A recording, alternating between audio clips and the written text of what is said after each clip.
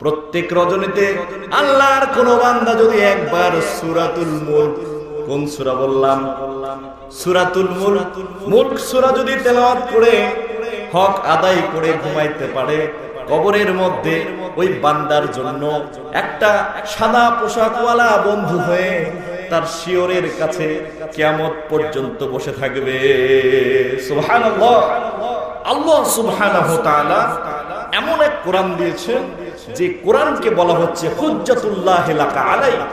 কিয়ামতের দিন মুসিবতের সময় একটা নেকির জন্য বান্দা দৌড়াদৌড়ি করবে।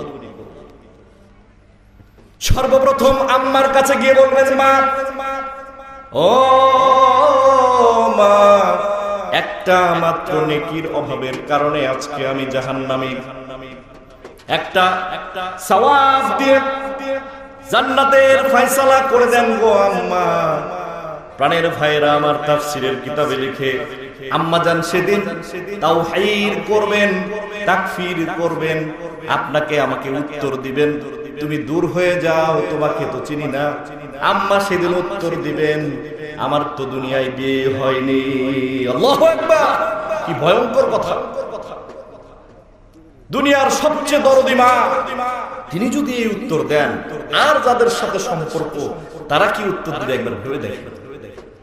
কিন্তু আল্লাহ রাসূল খবর দিলেন, ও বড় বিহান আলীর মুসলমান, কান খাড়া করে দিয়ে শুনুন, প্রত্যেক রজনীতে আল্লাহর কোন বান্দা যদি একবার সূরাতুল মুলক, কোন সূরা বললাম?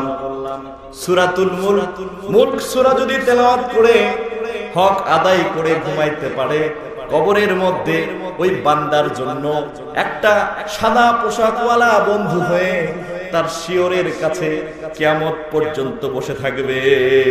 সুবহানাল্লাহ।